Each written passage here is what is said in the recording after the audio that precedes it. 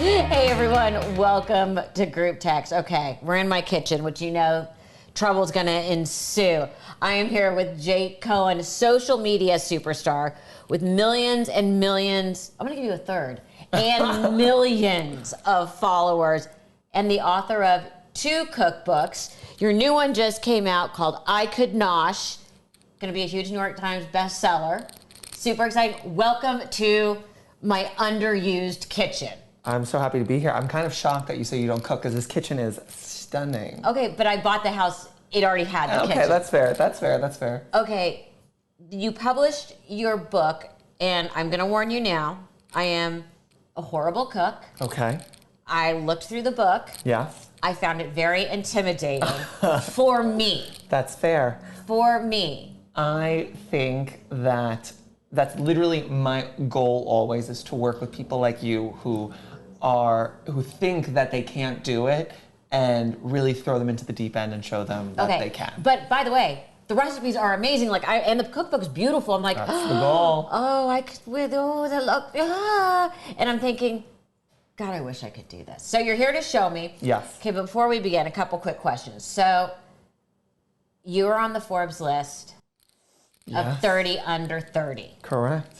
How many copies of the magazine did your mother buy? That's so funny. When I tell you, my mother is constantly felling. That's always the number one thing people say. Oh, your mother must be so proud. Yes, and she is. And she is.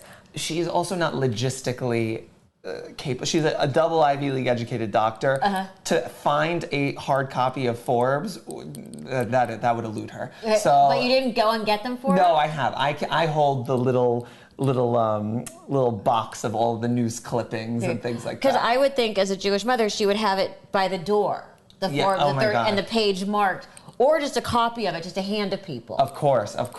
She loves anything. The main thing is now it's a link that she could post to her Facebook page. Oh. That's the biggest thing, because then if she gets that lifetime reaction from her friends being like, oh, so proud of you. It's so great. Where did you get your love of cooking? Yeah. Because I come from multi-generations of people that cannot cook, which is probably why I can't cook. It's very much something that's always surprising, because people typically expect, like, oh, you must have grown up in this house full of cooking, and my mother has her dishes, but it wasn't like a household full of these beautiful home-cooked meals. It was a household full of like frozen tabachnik soups and like it was just she was not a defroster. That. She was a defroster. She was working, and I had my grandmother as this kind of like blueprint, because she would always host like the holidays and throw these crazy feasts for my sister and I when we'd stay over, and that was kind of the beginning of falling in love with cooking for your family, cooking for those you love. But I mean, you can do that and not be good at it. Correct, and I was. I think that was it. In high school, I started throwing these little dinner parties for myself and my friends. It was this way to build community. It was this way to just like kind of scratch that itch. And I was obsessed with this concept of hosting. The dinner parties were not very good. Well, I was in a high school, I'm teenager. impressed. I mean, my son we don't call them dinner parties, but his friends will be here for dinner, and it's, what are we ordering from, Postmates? There we go. So I would do that, but I would make the meal. And it started this kind of relationship with food that I knew I wanted to kind of go in deeper. So when I was coming up for college, I actually only applied to one school, and that was the Culinary Institute of America upstate. And your mother's a double Ivy League graduate. I know you're successful, but do you think in her heart of hearts she's actually over that? She is now, because I'm successful. Right. At the moment, it took adjusting. It took adjusting because she did not cry. Luckily, she did not cry. She wept silently in her room. Yeah. I can understand that. Yeah. I mean, like, she went to Barnard and Cornell. Her brother went to Penn. Like, this was a Penn grad. I actually think you might have gone with him. Oh, okay. We'll play Jewish geography after. Yes. But it was a different, because you think about kind of that Jewish immigration story of they came to America to give us a better life and like take that and run with it. Yeah. So it's doctor, banker, lawyer. Those are your options. Or sometimes dentist, orthodontist, but they're always happier if it's a periodontist. Oh, yes. I mean, more money. More money. Everyone needs a root canal once in a while. Exactly. So what was the first thing you made that was good? Oh, that's a great question. First thing I made that was good. I would love to say that I'm not going to consider anything until I really started like getting through college and working in restaurants. And that's when I would give myself the credit that I knew a little bit more of what I was doing. Well, you bring up your work. Now, it wasn't like you just said, oh, I went to culinary school and then I did this. You worked from everything from a local sandwich shop to, which I did not know till I did research on you, at Danielle. Yeah. Which, for people who don't know, is like the fanciest restaurant in New York. And they say don't even bother going if you don't have an expense account. That's not false. No, not false. I mean, it's crazy. Yeah, I love every aspect of it. I loved I loved the sandwich shop because that was like the first gig, and to see like how to feed so many people so quickly and have it be of a certain caliber, to do the fine dining, like, and that was back when Danielle had 3 Michelin stars, and seeing like a kitchen and middle service. It's silent. And then I worked at ABC Kitchen for a bit, and I'd like to see like what a hot New York restaurant and people like. don't know that ABC is this store in New York that also, if you also has a kitchen and food, but everybody, like my mom, they know, oh, we're going down to ABC and you shop and eat. Yes. Basically, which is, you know. Because everything at the restaurant, you're eating on a plate, you look around, you see the light fixture, you could buy it. Yeah. Right? Which is a great concept. Oh, it's a great concept. I have so many things I want to ask you. Starting with, okay, I know I have notes in front of me, but these are the things that piqued my interest. Yes. You were a food stylist. Yes, it was something that I knew media was always kind of where I wanted to go. I was always obsessed with the Food Network. I was always obsessed with cookbooks and this idea of inspiring and teaching people how to cook without physically doing it in front of them. Okay, but food styling is a whole different beast. I've been on some sets where they're the food stylists, and like it looks like a tomato, but it's really a rutabaga painted to look like a tomato. Okay, and they always say, do not eat the food on set. Luckily, that era has kind of shifted away from. Right, but when you started, was it still like that? Somewhere in between. So my dad worked in film and TV, like behind the camera, and he befriended this food stylist who happened to also be this like former supermodel, and she agreed to let me apprentice her, and I started assisting her on these shoots, and we go and do like, all right, it's whenever like it's funny because it's all the stuff that I do now. It's like, all right, when someone's going on The View or Good Morning America, like we show up and we are the ones that make the food. And people don't understand that when they do these things on shows, it's all pre-done and looks pretty. In every step, because you're doing live TV, so it's like you need to be ready to jump, you need to be able to skip, you need to be able to just pivot in every which way. But I want to ask about food styling. What was the weirdest trick? Interesting. Because it usually involves glue or some sort of spray. Glue or spray. So luckily, because I'm on set for all of my cookbook shoots because I'm very hands-on and I'm cooking everything. The main thing is, in terms of spray, really the only thing we use now is like the avocado oil spray, just to give it a little shine. Right. But that's still edible, still delicious. But back in the day, it'd be like putting like glitter. like glitter for your car paint. Right. The main things, it's little things like yogurt's typically swapped with sour cream because it holds its shape a little better for like swoops and things like that, where you don't think of like it being such a huge difference, but then when you see it on camera, you all of a sudden realize like, that's what we're selling. Swoop looks perfect, exactly. Which is so fascinating. Now, I want to talk about your family for a minute. Yeah. Okay. First of all, you say your sister's your best friend. Yes. And you dedicated your book to her. I did. And let me read the dedication. Hold on, I think it's on my other page. The dedication. Yes, okay. Here, I actually wrote down the dedication because it's a good one. You dedicated I Could Nosh to your sister Jamie, who you say is your best friend. You write in the thing, you're my best friend and my toughest critic. And the quote you used was about your snickerdoodle cookie. This is literally the worst thing I ever tasted. Yeah. She is a very picky eater, and so this one is their Havdalah snickerdoodle. So it's kind of a play. Havdalah is the end of Shabbat, Saturday night, and one of the traditions is they have this spice box, like reawaken the senses. And I think so much of Jewish ritual is beautiful, but also outdated in the sense of most people, especially secular Jews in America, aren't doing some type of Havdalah practice. No. So I thought, what if I took all of the flavors from the spice box and infused them into a cookie so that you could bake cookies on Saturday night and you get the same kind of vibe with a little bit more of that 2023 ideology. Right, so what happened that she said this is literally the worst thing? She hates cardamom and rose water, and those are two of the ingredients in there. Those can't be in a cookie. Oh, they're so good. When I tell you, everyone at the table was obsessed. They loved it. It's one of my favorite recipes. And she just looked at you and like... she just, in the middle of the table, she's just like, oh, this is the worst thing I've ever tasted. And then, but I also love that, that she's this kind of like checkpoint where if she does love a recipe, I know that anyone in the world will love it. And you're married. You and I were chatting. You're a child bride. I am. How did you meet your husband? We met on Hinge, on the dating app. Yeah. But now it's interesting because he's Iranian Jew. Yes. So what I find fascinating is you are managing to sort of honor all cultures. That really, and what culture doesn't use food as a thing to bring people together.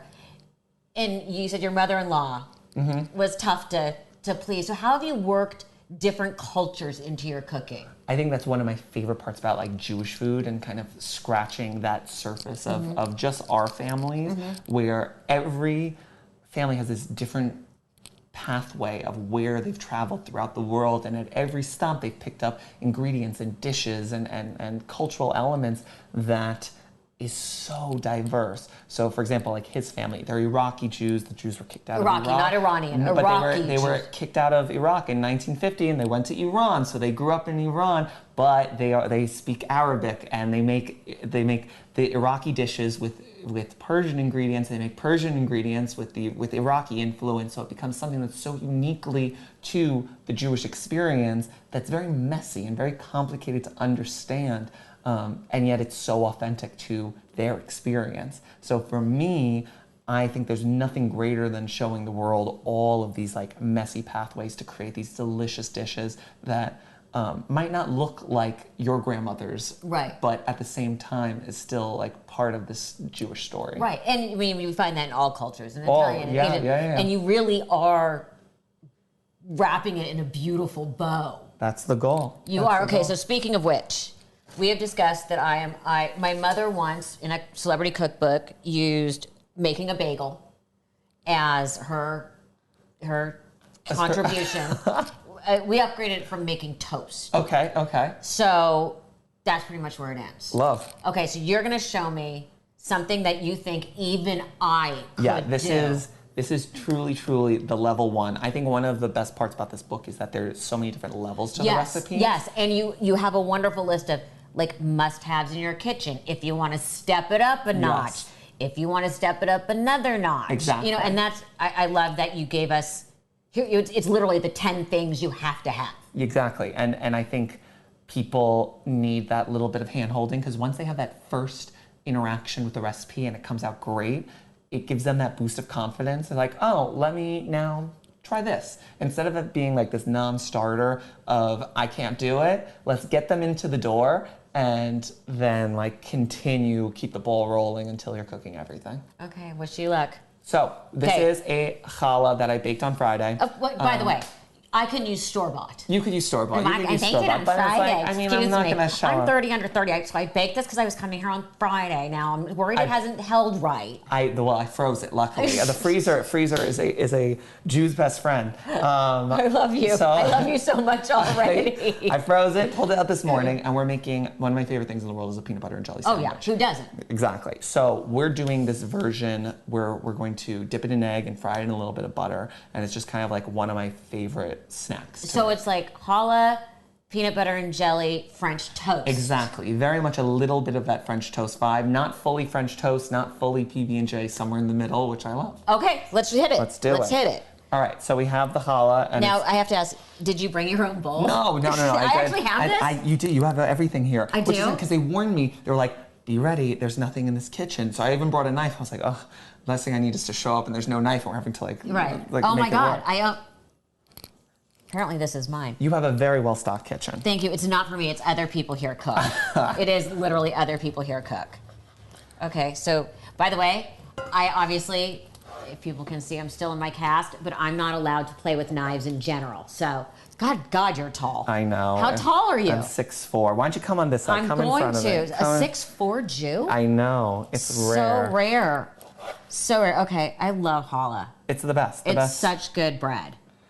I'm just like staring at it lovingly. Good. How did you start baking? Because baking is different than cooking. It really is. I will say, I think one of the things that comes up a lot is you gotta practice. You have to really, really treat it like going to the gym, learning a language, picking up a skill, a sport. Yeah, it's an art. You gotta just do it.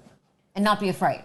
If you're not doing it every week, like I bake challah every Friday, and as a result, I've gotten to this point where I'm like very confident in my challah baking skills. It wasn't like that at first. But someone like me can feel free to buy it in the store. Yes, of course, of course. Okay.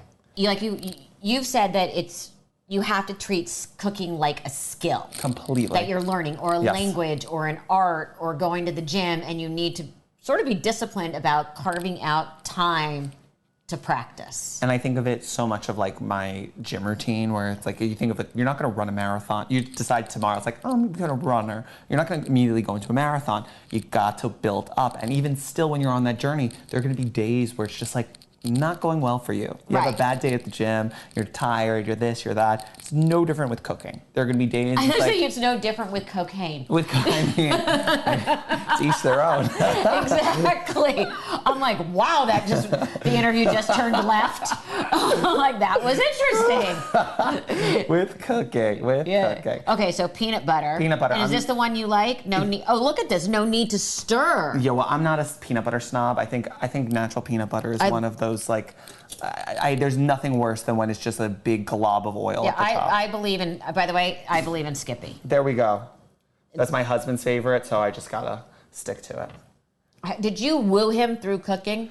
I did, definitely did. And the funny thing is, because we met so young, he really has never had to learn how to cook, so he doesn't know anything. But do you like him in the kitchen, or do you want him basically when you're doing something out? Like, do you really want him to learn? No. I want him helpless, so he's dependent on me. I think that there is something really nice about having company in the kitchen. But it's also funny enough, I did this challah braiding video with this drag queen, and we were talking about that because she was asking us, like, do you listen to music? And I was like, no, I actually cook in silence. And it's very meditative. I was going to say, it's like your meditation time. And she said that it's like, oh, I do all my makeup in silence. That's interesting. Okay, so we put peanut butter. Yes. I'll get some paper towel. Perfect. I know how to do that. Watch. Magic. Doesn't it?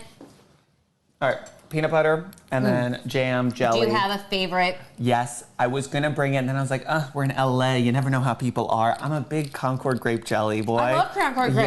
Yes, but raspberry is my... But by the way, who isn't? If they admit it, people have to admit that as kids, all we had was Concord grape. Yes. So good. I am anti-strawberry. Really? That's what we have. No, this is raspberry. Oh, raspberry. Yeah, raspberry works. No, but strawberry, to me, I love fresh strawberries. I'm not crazy about like strawberry flavored things. Really? Interesting. What don't you like besides strawberry flavored things? I'm not big on shellfish, actually. That's okay. I don't eat, basically, here's the thing. I don't like fish, period. I just don't eat fish, and don't give me seaweed. Okay. These are these weird, everyone has their weird things. Everyone's why? I'm not big on matcha.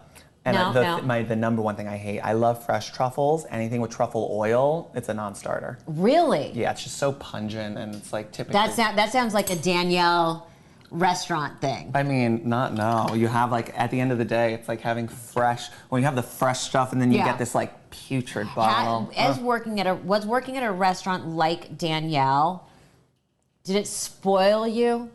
Just with the level of ingredients and the precision and the plating and it opens your eyes to a specific caliber of food. And the thing is I love so many different layers. We love a fine dining experience, but I think I really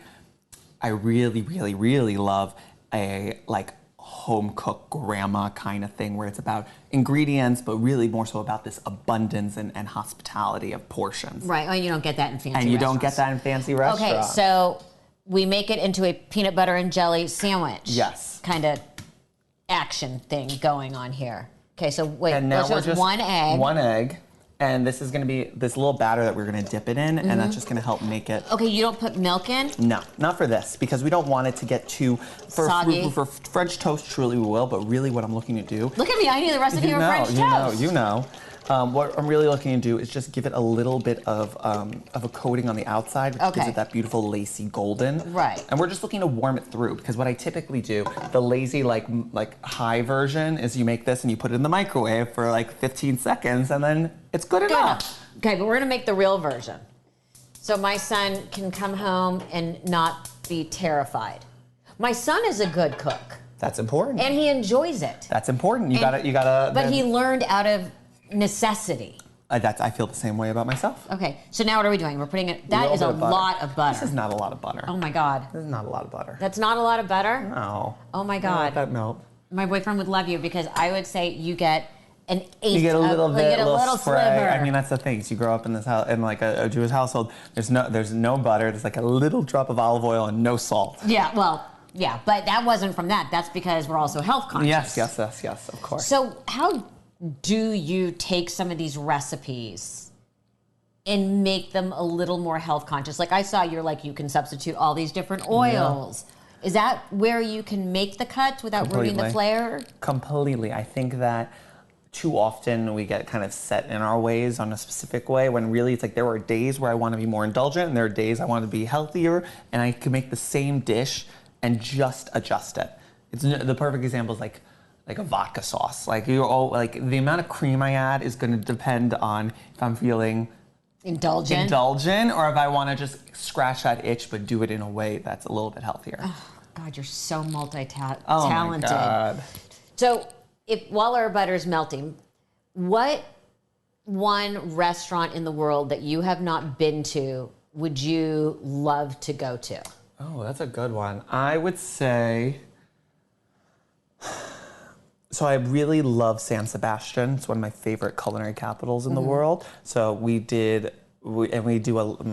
after we got engaged, we did this crazy 3-week trip, 5 countries, 13 Michelin stars. Oh my God. It was intense. And at the end of it, we were kind of we kind of got it out of our system for a while because it was just intense. But San Sebastian is one of my favorite food cities, and there's this restaurant, Arzak, that I've been dying to go to. It's like 3 Michelin stars, incredible. Wow. Okay, but then how do you stay in shape for the way you eat? A dedicated gym routine, and knowing that okay, if I'm gonna have this then I'm not gonna, you just can't do it for every meal. Right, but you're also tall and can carry it, unlike us short people. Okay, exactly. Next step. All right, we got the butter that's melted, and now we're gonna take our sandwiches, and we're just gonna dip them right into the egg. Okay, I gotta see this. So not a soak. Not a soak, just a dip. Just a dip. Okay, that to me looks like more than a dip, but wait, show the camera.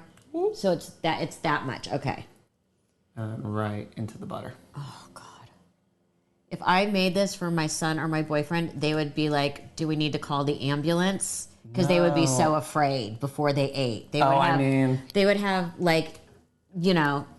the EpiPens ready to go. Yeah. I think the main thing is this is something that's so perfect for all ages because it's both kid-friendly while at the same time it's good. Nostalgic for adults, which is I think a big thing that I kind of touch on. Yeah. Are recipes and flavors that really do remind you of your grandma's house. Yeah. Do remind you. And the book, by the way, is visually beautiful. It was a huge thing I worked on because I think too often we have these cookbooks that are so flashy, and in the world of Jewish cooking, they're not, mainly because they just don't get the budgets to do that. Right. So I spent a lot of money on the photo shoot to make sure that it was as like it can hold up to everything else on the shelf. It's great. Now, your first book was called Jew-ish, which I want you to explain to me, because that's a term that we use culturally. Always. But what that means to you and how it translated to the book. For me, I think it was a play in the same way of this. These are all things, expressions. Right. I love a title that's an expression that's commonly used. So Jewish, it's very much when I think of like your generation of typically like either first or second generation Americans. There's been this huge kind of wave of secularization. So they're Jewish. And for me, I've always leaned into factors like, no, we're all Jewish, but the way that we're celebrating, the way that we're experiencing identity, the way that we are practicing ritual just looks different. Yes. So for me, it was about a book of recipes that were not traditional in that sense, and yet still Jewish. Jewish for the modern age. Got it. Love that. Okay. So I'm seeing. So we do it slowly.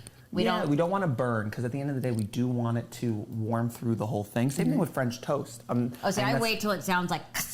That's it. The thing is like whenever you have something thick, and especially with French toast, if you do it too high, it gets golden and the inside's not like custardy and cooked through. Right. This one, we're just looking to warm through the peanut butter and jelly. So it's like melty. You know, you could also add Nutella to this. Of course, you could. I mean, you can add Nutella to anything. You can add Nutella to anything. Yeah. Nutella really is. It's also very good on like bananas. Anything you can use with peanut butter, you can use with Nutella. So, okay. Show me when it looks correct. We got another minute. Another minute. Want a nice little golden color. Oh, we're getting there. So you said your sister is your toughest critic. Yes. Does your family call upon you to do dinners for them, or like dinner parties, or does your mom call you and saying, I need to impress these people? Will you come over? She's never cooking for No, those she wouldn't have people over? I live a block from my mom and a block from my sister. So we're always doing dinner together. I've taken over. I think that's one of the beautiful things. It's like my husband and I host all the holidays now. And I think that's, I don't know, there's something so nice about kind of taking over. Yeah. Taking over like the reins of the family, even down to like, I'm cooking all Thanksgiving every year. Oh God, that's coming up. I cater. Turkeys are terrifying for people. They are. Terrifying, because everyone thinks that everyone's going to end up in the hospital. Okay, does that look right? That's gorgeous. Okay, show it to our camera so we can see. Okay, so that looks correct. Here, show over here just in case. Here, I got another one. Yeah. Show us. Okay, that looks perfect. Okay, I get it. I get the color. Like how I like my grilled cheese, which is a little bit crispy. Exactly. On the outside. So, okay, why turkeys are terrifying? And you know why? Why? Because you can kill people. Because you're making them only once a year. Really? So that's why when you're afraid of something because you don't make it more than once a year, it becomes terrifying. But also because there's all the stories about, poisoning your guests. You'll be fine. You'll be fine. Typically, the issue is not undercooking it; it's overcooking it. Right. So people should now. Do you talk about, because we are coming up into Thanksgiving? Should people buy like the half-cooked ones? No. For those of us like who can't do it. I think the big thing, you buy like a pre-brined one. I love. Okay. But really, it's like in the commandments. The number one thing is there are two things that everyone needs in their kitchen that they typically don't have, which is a kitchen scale for baking. Right. I saw that. And a thermometer. That's an instant digital thermometer that you could put into your turkey and say, "Oh, this is cooked." Okay. That's really it. And people, and the thing is, it's like they're like, "Oh, well, I don't have one." If you're gonna spend all that money on your turkey, you can get it on Amazon for like $10. Yeah. Isn't it amazing what you can source nowadays?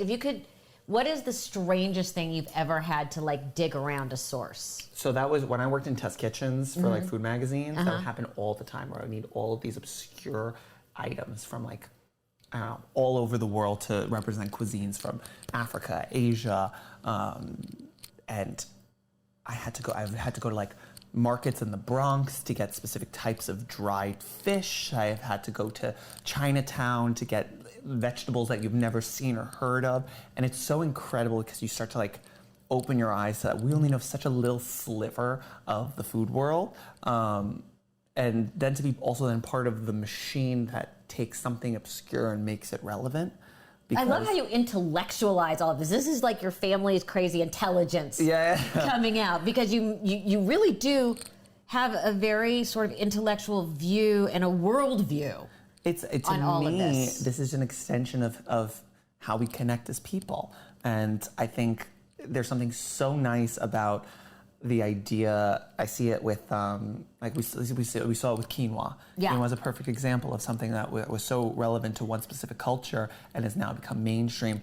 It's actually farro. And it's something I'm trying to do also in the ritual sense. I think that's what I am a big proponent of. I didn't grow up with Shabbat. Mm-hmm. My husband didn't grow up with Shabbat. It's something that we now do as adults. See, I didn't grow up with it. But like once you start doing it, and all of a sudden you're like, oh. Well, because your Friday dinner party. It becomes your Friday dinner party. It becomes this time to disconnect, to be present with those you love. Yeah, with the Christians, it's Sunday dinner or Sunday lunch. In the same way that and I think it's good for everyone. Yeah. The same way that yoga started as a Hindi practice that we all do because it's good for you. Right. I feel like there's so much in Judaism, I mean, down to like Passover, Rosh Hashanah, like having these moments to reflect, to put intention, to talk about freedom, to talk about having a sweet year ahead. These are all great things. Yeah, because every culture has they tried to kill us, they couldn't, let's eat. Exactly. And you say that in the book. Yes. Which is so, again, such a truism. Yeah. For every culture. Okay, this smells so good. I'm dying. So good. I do it with a little, if you want, I always drizzle a little maple. Of course. Let me get us utensils. Now you're going to laugh at me because I have a lot of trouble cutting these days. I will cut for you. Thank you. I am literally I am so tired of people having to cut my food. You know, lean into it. I've been leaning into it for over a month. I can't. Also, I don't like the way my boyfriend cuts my food. Is he cut too big or too small? No, he lets everything touch, and I don't like all separation. I do, and he just sort of gets frustrated and cuts and pushes it all together. All right, which doesn't work for me. I hope he's not watching this. Oh wait, it doesn't matter. I've told him. Okay, I gotta try this. Okay, I like the crusty parts. So, oh my God, it's a joke. It's something that's so simple. You saw this came together in no time. Mm-hmm. It's a joke. This is so good. Holy crap. Hold on. Oh my God. There's nothing like a peanut butter and jelly. It is my favorite food in the world. That is next level. There you go. Oh my God. And it's so easy. And everything, again, you buy the challah too. But it's also, to me, this is what I always do. I had this very rambunctious summer with my husband. We did our first quarter share on Fire Island, where we lived 5 weeks with this big house of gay Jews. And every Friday. That's interesting. Yeah. That's a reality show. I mean, truly. And every Friday I'd bake 2 challahs, and one we'd have at dinner, and the other one would be saved. We'd come back from partying, and I'd make us peanut butter and jelly sandwiches, and that was everything. Okay, that is. I even think I could possibly do this. You definitely is so good. Oh my God.